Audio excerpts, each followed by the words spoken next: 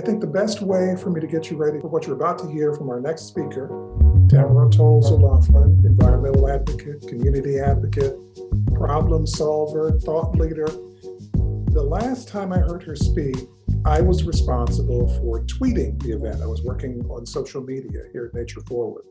So live tweeting, if there was something particularly powerful or profound or inspiring, I would tweet that. And I could not keep up. Almost everything that she said was powerful, quotable, profound, thought-provoking. So I am very excited to present our keynote speaker this afternoon, Toles. Tamara? I can't help but smile. That was such a kind and warm introduction. Thank you so much, Vince. It is my pleasure to return. Sorry, I'm not in person. So I want to do something a little bit different. I'm going to pull up a slide deck so folks can see a little bit of have some background while I'm talking about what brought me here today. So as Vince mentioned, my name is Tamara Toles O'Laughlin, and among the many titles that I have, the hats that we all wear, and the letters behind my name is a real story of belonging. It's one that really aligned with my interest in being here today. It involves a lot of deep and multi-generational connection, a lot of prayers from folks who are no longer with us, and the pursuit of unmolested voice and choice. So before I begin to talk to you about what brought me to this day and why I think this is such a moment for belonging, I'd like to thank some of the folks who have invited me here at Nature Forward for making space for me, especially Miss Carolyn Brewer, Mr. Vince Robinson, Eliza Kava, and the full team of humans who work to ensure that the diverse leadership within the work of stewardship and creation care is both seen and heard. So I wanted to start off with some kudos to those folks who are pushing for campaigns and programs or organizing so that we can make a safe return to a sustainable planet and a place where we're safe, especially if we're racially marginalized, we're financially divested, or we're differently abled. And I want to thank every one of us who's in this space for your effort, for your commitment to those, especially those who are consistently and violently dispossessed from the land, which is a thing we all have in common. I want to recognize those folks whose labor and the labor of love faces daily opposition from resource scarcity, ecosystem degradation, casual greed, legal and systemic exclusion, which is a form of violence, and the codification of those norms as the basis instincts for people who are just trying to live their lives and hand off good work to the generations. It is a deep pleasure to be here with you and to greet you from the land of the Canarsie Lenape Indians. For my visually impaired family and low vision folks, I wanna say that I'm wearing a black and white striped sweater, a black shirt and black pants, and have short, tight curled hair, and some of it's brown, some of it's gray. And I'm an African-American female, and my pronouns are she and her. I wanted to begin in this manner because in order to talk about the big we and why the work we're doing is so timely, I really want to talk about the work that makes up movements. It's vast, it varies, and it carries really our strength as differences. And I want to recognize all of us and bring you into this conversation as we talk about that variety and strength and why it equals belonging. I was invited to this year's gathering because of our alignment on the concept of belonging as an outcome of intentional practice. Every part of the environment as a sector is pushing against its own bad habits, its own destruction, its own exclusivity and weaponized boundary building. And they're reaching for tools of inclusion and equity that results in diversity. That labor really allows us to show up for those folks who step up to lead, for those folks who follow, and the ways we now make to increase our access to sacred places across our context, our history, and our lived experience for the generations. So a little bit about how I enter into this space. I have the fortune of exposure and opportunity and to develop a practice of care and repair as a part of my service to people and planet. Throughout my career, which is, I'll carbon date myself and say that the week after I started on this path, the McRib was born. And following that, it has been retired more times than Tom Brady. So I'm getting a little long in the tooth, as they say. Over my career, I've been able to become really privileged to have a lifetime of learning during the rise of the consciousness of so many issues of environment, of energy, of toxics exposure, of human health and related policy, of programs and organizational birth, death, and sunset. My touchstones include a sense of humor. So in order to do work that's largely kind of depressing, if you do it right, you have to have a sense of humor. Multi-generational collaboration that allows us to build for the long term, equity as a through line, of course, and a commitment to facilitating access to opportunities, which will dynamically increase our movement's creativity, elasticity, and impact. The spheres of my practice, which you'll see in the background in this image, include vulnerability, curiosity, resilient courage inside of institutions with colleagues and friends to do all the thinking and feeling with. So these three buckets represent all of that, my whole life in one slide. Each role was an opportunity for me to increase my knowledge and a sense of belonging and really start to feel into my own understanding of just how many of us there are and how much of our community is full of folks who have always been willing and able. So along my path of doing this work, I've happened to do this work in partnership with lots of other folks. This is just a small grouping of the ones you will find in the DC, Maryland, Virginia area and across the country, as well as my current role as the CEO and president of the Environmental Grantmakers Association. All of that leads back to some 26 years of working in different ways to accomplish one thing. So this theory of action is what I'm doing. I wish that I could tell you the story of my belonging was about finding safety and a linear pathway to joy and success. And it all went as well as it has been going recently, but it's not. It's a really common tale of being naive, feeling isolated, experiencing trauma, invisibility, and really being harmed by the words, the ways, and the workspaces that we function in, because folks cannot imagine or choose not to imagine the strength of your willingness, the size of your heart, or the expansive vision that you hold in your body, in your hands, and in your talents.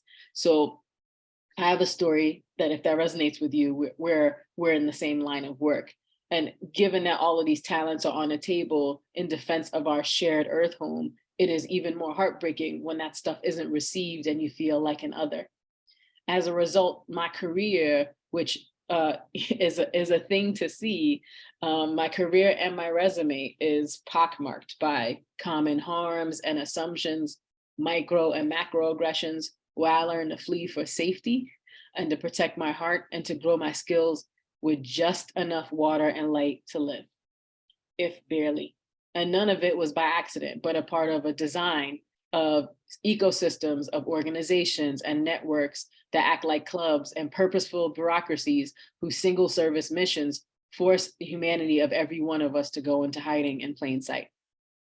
From underpaid and underfunded roles to unseen labor and a through line of really quite tired and boring bias and low expectations, I moved through the practical parts of my own craft and many institutions until I learned to stop seeing myself as a part of what wasn't working and to begin to look for the others who were.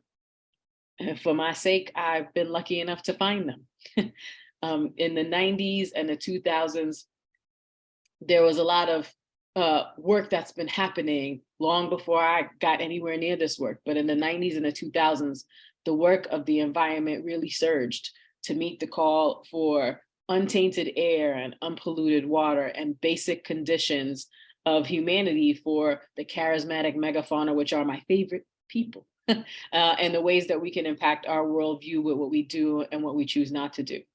So despite all of the violent silencing and the siloing and the environmental harm to people that had been brewing for decades, it finally began to loom large and showed up in a lot of policy, turning into loud and undeniable calls for justice, for legal protection, for space for us to just be, which is still a thing we're fighting for. We make ourselves a priority in the provision of resources and narrative. But for my part, I was able to witness it. And over the course of a number of decades, keep asking the question, can I do this for a living? So as I moved in and out of different roles, looking for a mentor, testing grounds for all of my education, and the real world divide I kept seeing again and again between place and people and protection, I refused to play along.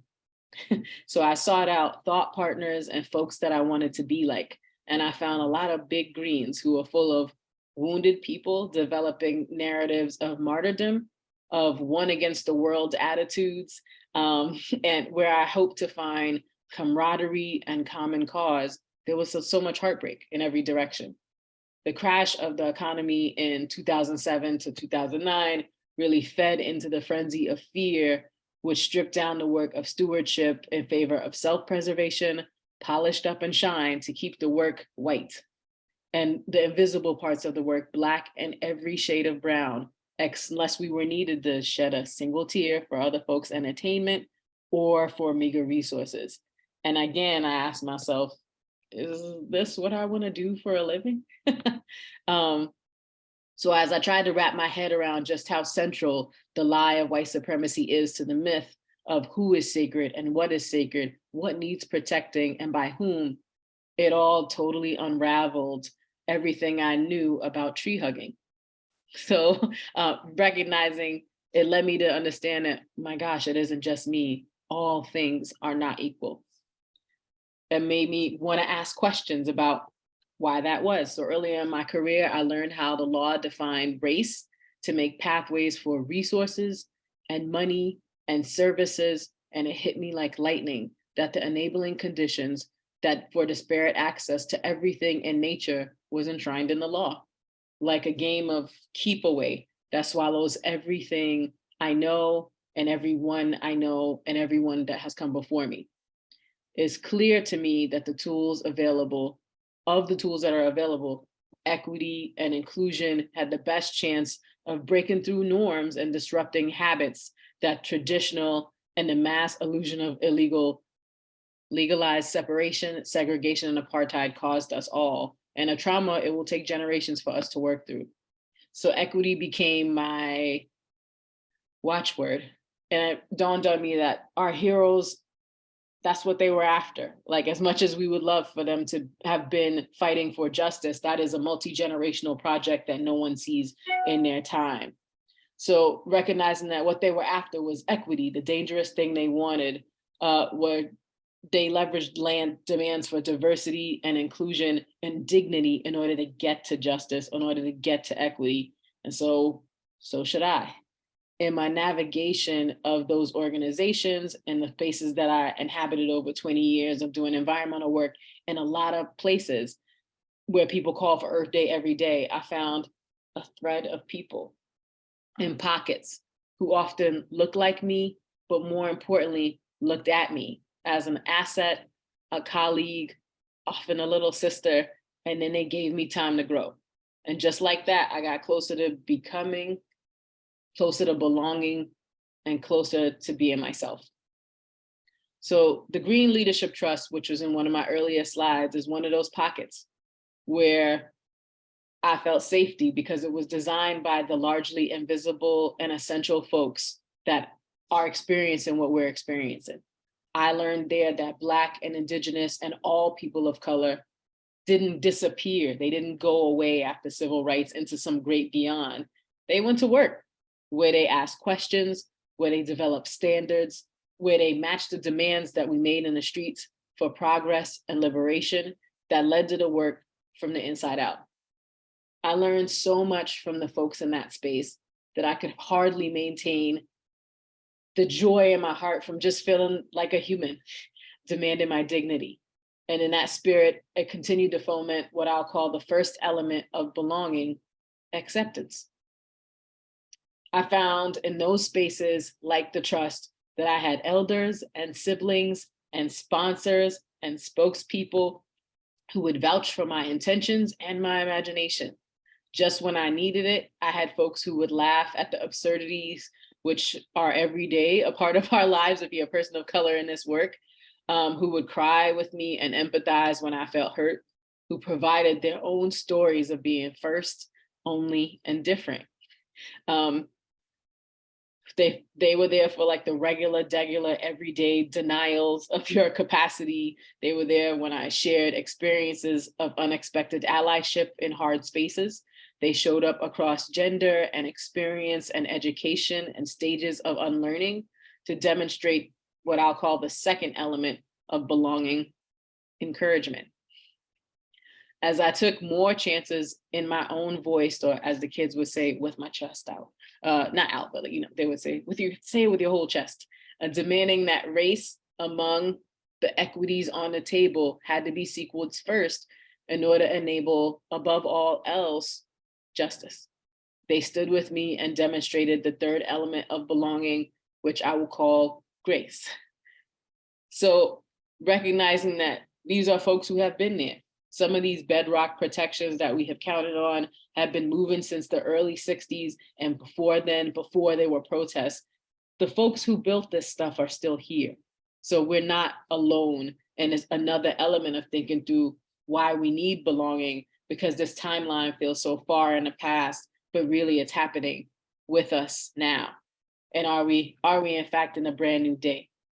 So I'm here before you today on my own journey to becoming a hopeful elder. So hope, F-U-L-L, elder, with decades ahead of me and decades behind me, taking names of the elders who have borne witness and the ancestors who are gone into our future. We have had so much doom. Belonging is the least of the things we could ask for. The we that I'm talking about is bigger than you and me and everyone we know.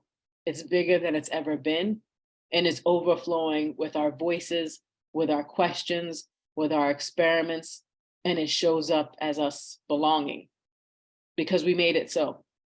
So in this moment where there are so many things that we can demand, I want to be one of the first folks calling for Black lives, Black life, and Black livelihoods that have the opportunity to meet their potential, to demand care and repair as a driver of our campaigns for big blue sky actions, for all the money falling out of the federal government, and demanding an economy that features reparations and climate reparations that will enable it. Alongside you, I want to demand a healthy democracy that supports a healthy planet, or else demand that we have a redesign that lasts the generations. So I would love to stop here and have a conversation with folks about some of these demands and this story, because the big we involves a lot more people than me. Tamara, I want to ask a question. What things do you see on the horizon now that make you worried the most? And what make you the most hopeful?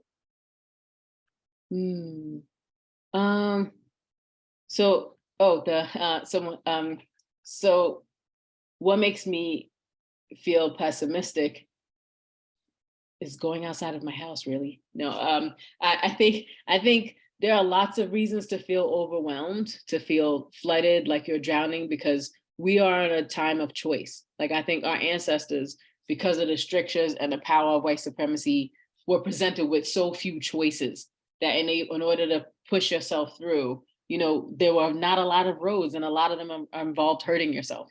So I think what makes me feel sad is that I think people don't recognize the danger of unlimited choice and are not really clear about how many of these opportunities that are being presented to our community in the form of money are just exchanges for things that you can never get back.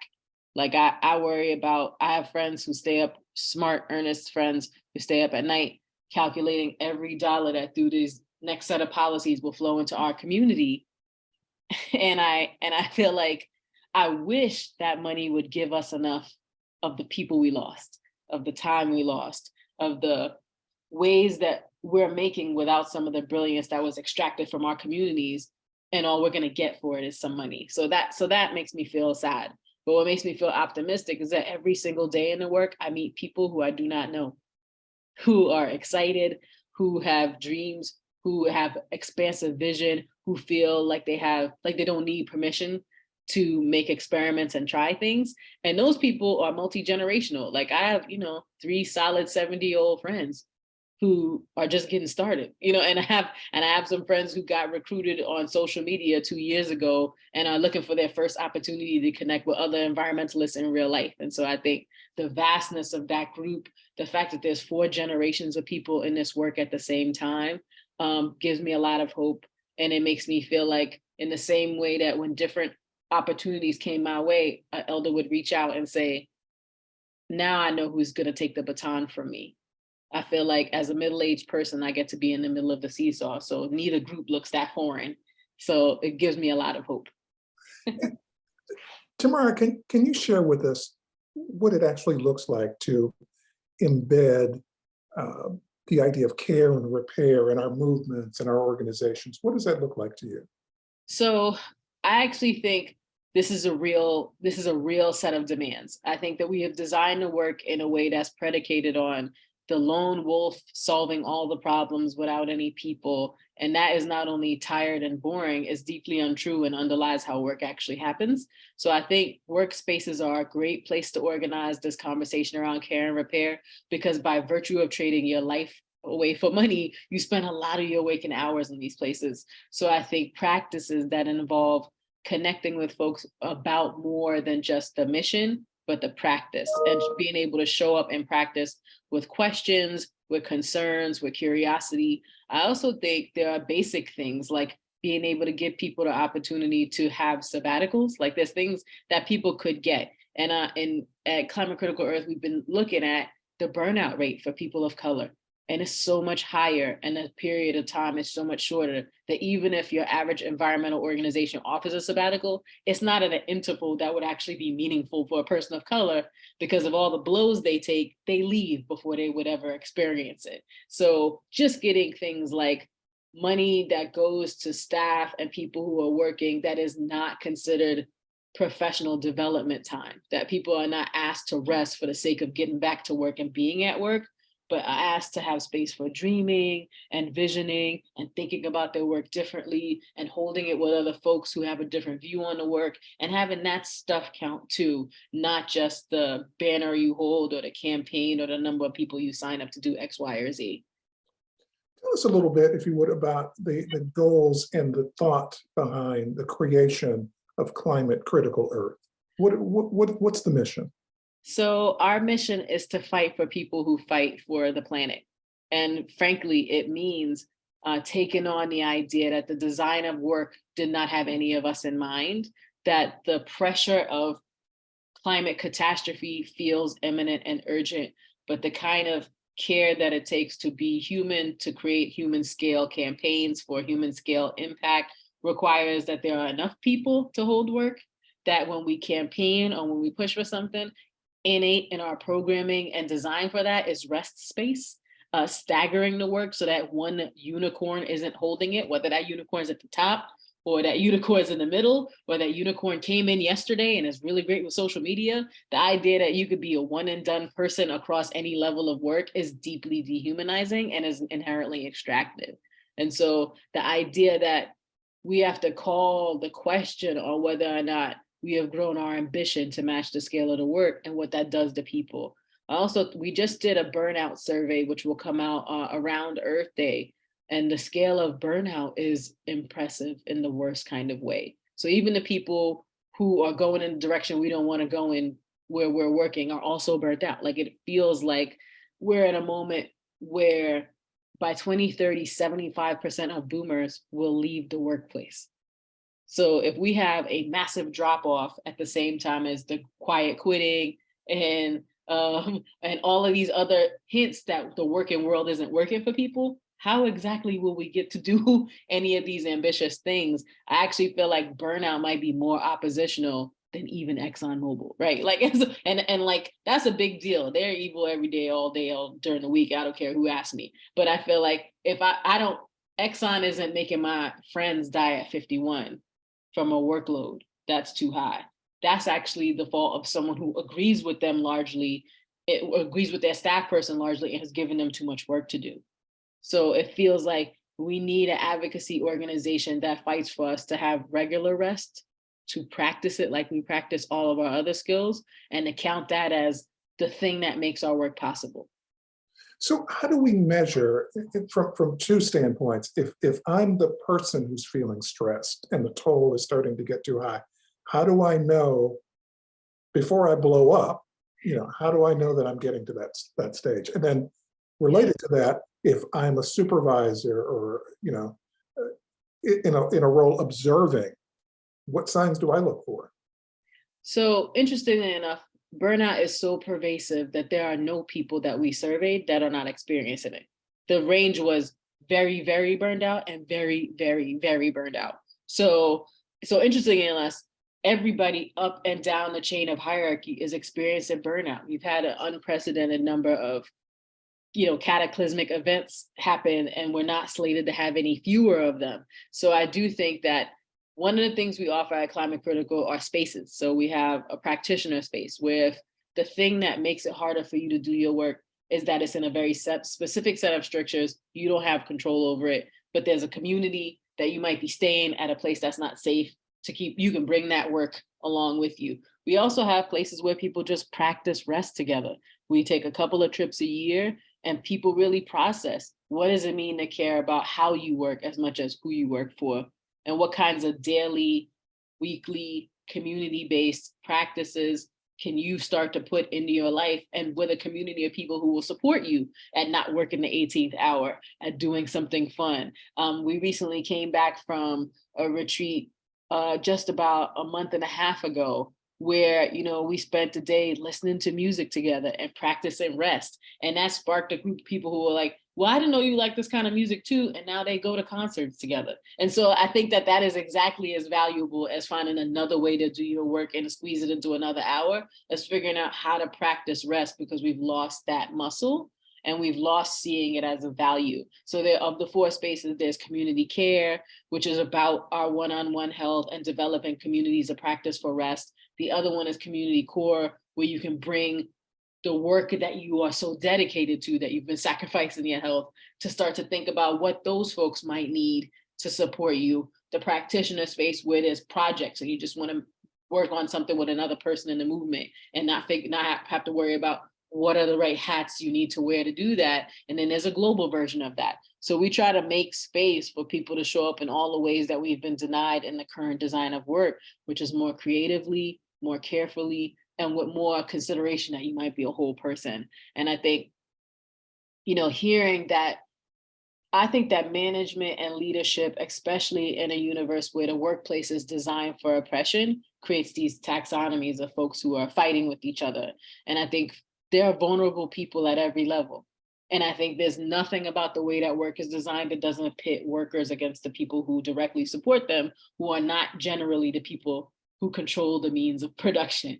And so I do think that there are not a lot of safe places for people who, as they grow their work and their leadership and their capacity and their skills, have a place to keep going back and resting. And so we've been thinking a lot about how do we disaggregate that? And even in my role as CEO and president of Environmental Grant Makers Association, we have really thought through, if an entity comes in as a member, what are the people doing that make up that membership? Because if we treat them like they have equal power, we're actually setting them up to fail. And so part of my own weighing how these problems are happening at scale is doing them in different places. So that's a part of my own recipe. I have a good friend, Oganaya, who says, I'm committed to my sanity. And so for me, that means building things that resolve issues so that I'm not the only person who works on it. Let me ask, and this might be a tough question to ask, to answer, Tamara, because this is such an overwhelming, oppressive, pervasive issue. But how does your organization prioritize what you do right now? So we focus on people who are in burnout first. I think it's largely because, as I mentioned, I think the thing that's hardest, I don't like losing people because they don't want to be in the work is one thing. But in 26 years of being at this, I've seen more brilliant people leave because they can't keep doing this work with other people, that I feel like, how could we possibly grow the movement of movements wide enough to fight climate if we can't be in the same room as someone we largely agree with, who we just rubs us the wrong way, or there's power dynamics that are not being recognized. And so I do think that it's easy to prioritize individuals who are burning out first because it's such an apparent thing that's happening at every level. It's just, we just don't talk about it. And I think one of the things Climate Critical Earth allows us to say is that burnout is not on you. It's a design feature.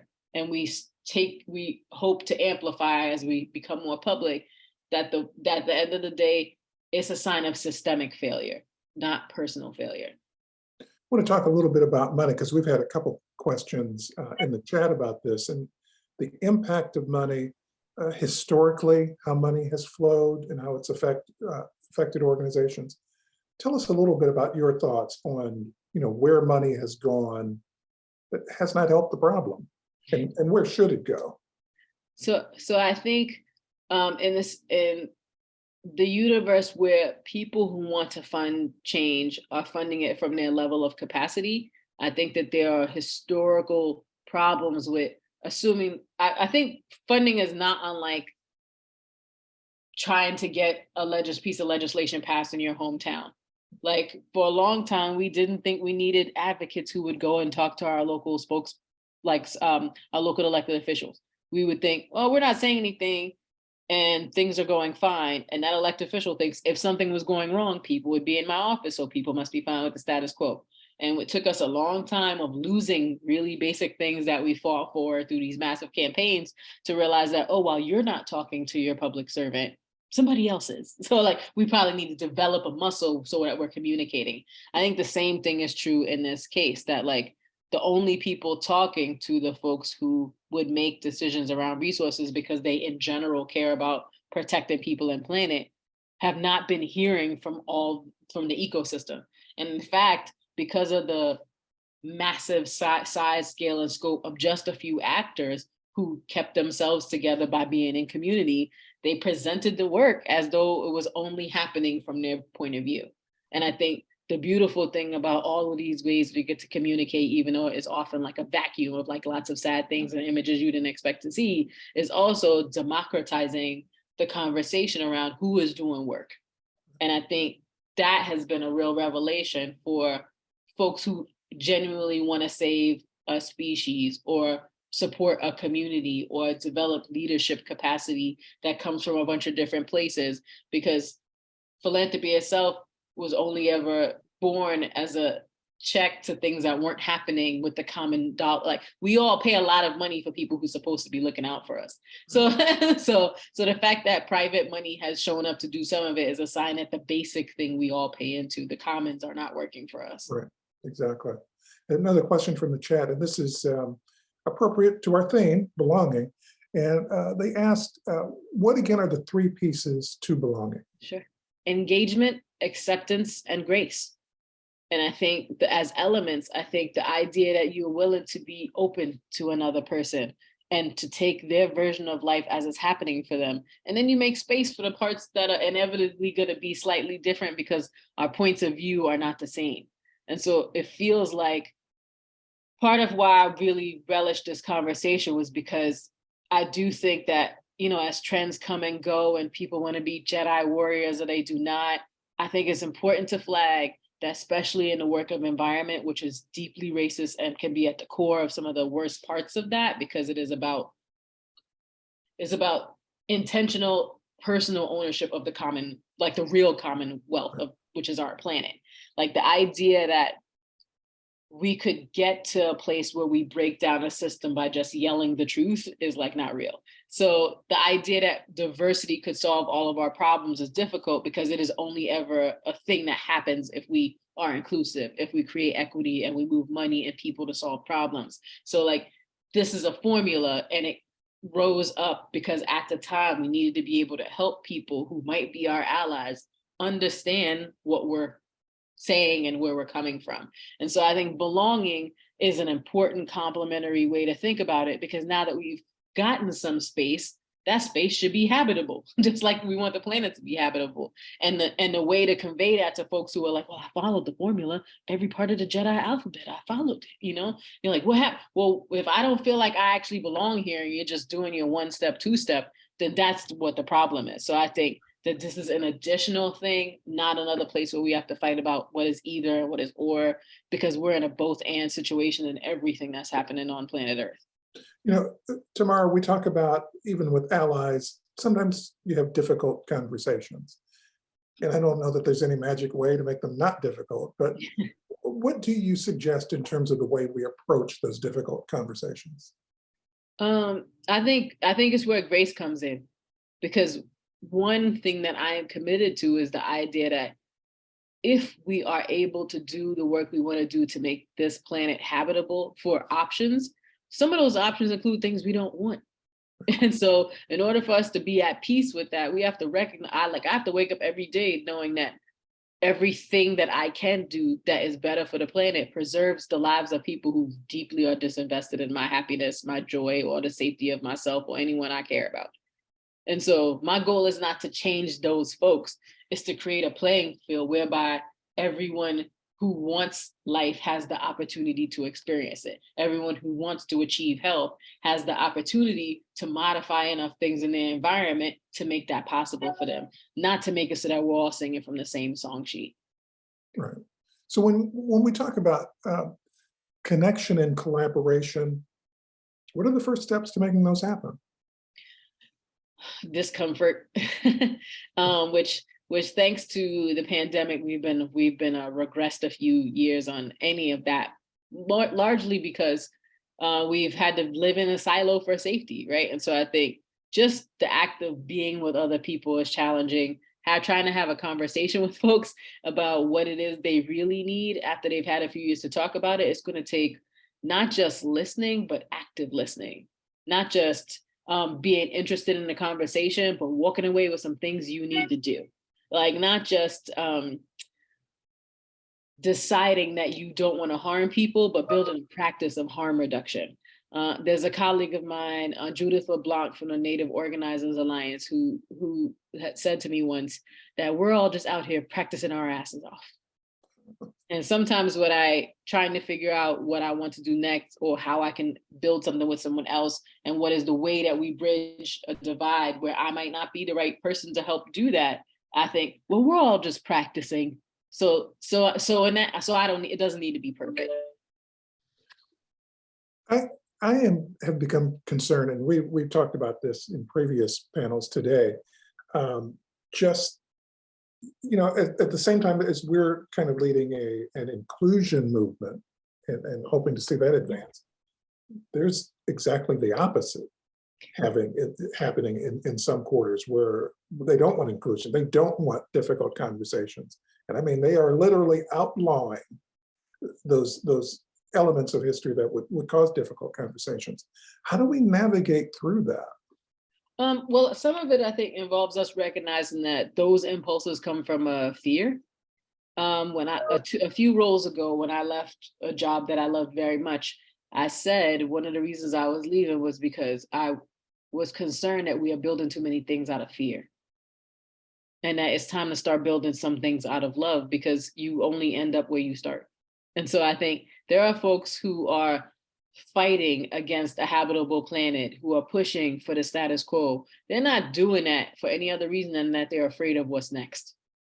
And I think while avoiding putting ourselves in harm's way at a generational level, I do think it's important to recognize that people are so often motivated by fear that they become irrational.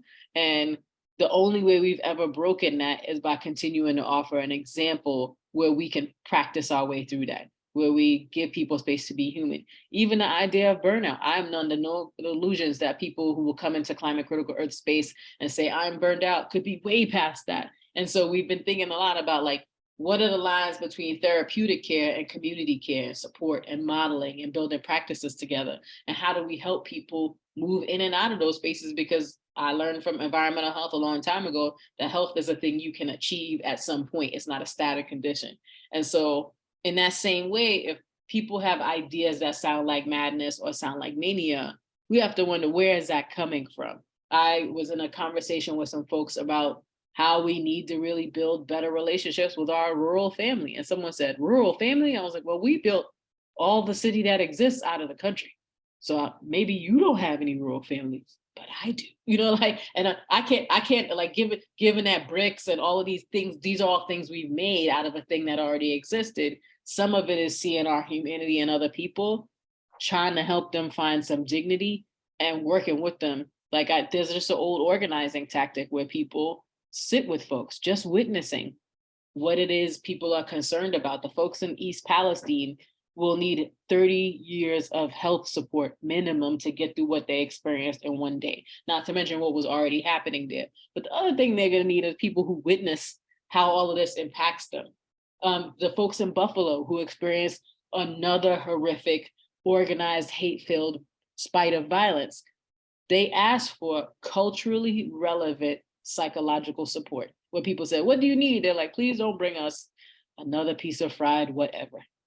Please offer us culturally relevant mental health support, because this will get hard and depressing, and we have trauma around change. And so from what I'm seeing, human beings don't have a lot of states that are very different. We just might be in different stages of that. I want to ask you, with so many challenges out there, how do you stay motivated? How do you stay positive? How do you keep from getting burned out yourself? I have a rest practice. So there are periods of the year where I say yes to everything, because there are periods of the year where you won't be able to find me to ask me anything. And so some of it is making space for that, and then making it as regular as the ramp up. And I also think, like, some of what's happened in Climate Critical comes from 25 years of practicing this work, like realizing that, yes, I do deeply care about the planet. I am concerned about emissions. I am deeply concerned about methane. But you know what? If I don't sit down and watch non-nutritive television for at least a whole weekend, it will be very difficult for me to articulate my position to anyone, because I am just too far in it to be of any good. And so I think regular rest practice, journaling, bike riding, spending time in nature, having friends who don't know anything about this work and just talking to them like I'm a person.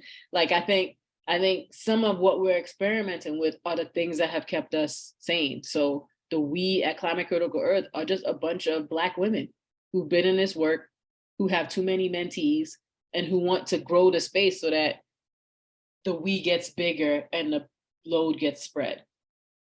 Even after 25 years of this, you mentioned, and you mentioned that this is still a little experimental. Mm-hmm. What are some of the most surprising or insightful things you've learned that you just thought, wow, I've been doing this all this time and I didn't know this? Well, I didn't realize that we make assumptions about age that are not helpful to anybody. like I think that we, like, in this movement, there are a couple of people who are like on the Mount Rushmore of climate and environmental work for me.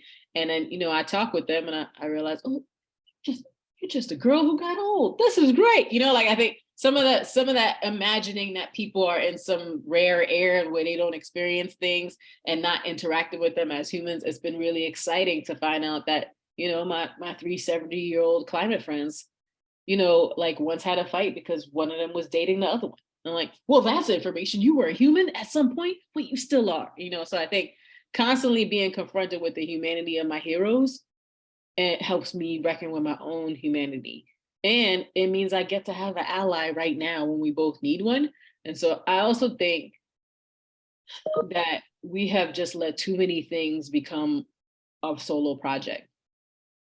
And I think there's a man of God that I respect very much who said, we've confused entrepreneurship with hustling in the culture. And I think the way that shows up in climate and environment is that we think I can do it. And the answer has always been, we can try. So So just continually reminding myself that if something is big, it's because there's not enough people in the room to look at it. Tamara, we just have time for a closing remark, and you are a veteran of this conference. Our theme is belonging. Any parting thoughts you want to give to our attendees, to encourage them to learn and grow from this conference, to connect? What parting words would you give? We'll see each other soon. So I think no matter what seats we're in, do not fail to engage. A wise person told me once, you shouldn't judge someone by the job they took, the first job they took. And we end up on different paths and trajectories and in some different parts of the discipline.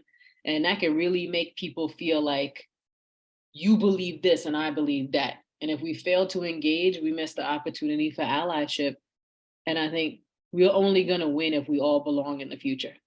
So thank you for having me. Thank you, as always. So appreciate your wisdom and again, your thought leadership. So thank you. Thank you. And I want to thank everybody for attending the conference today. We'll be back tomorrow morning. Hope you've gotten something out of it, and I hope you can continue to engage on the Hoover app, because it's a great way to connect with other attendees and to visit some of our supporters and sponsors to learn what they're doing. So again, thank you for joining us today, and we'll see you tomorrow.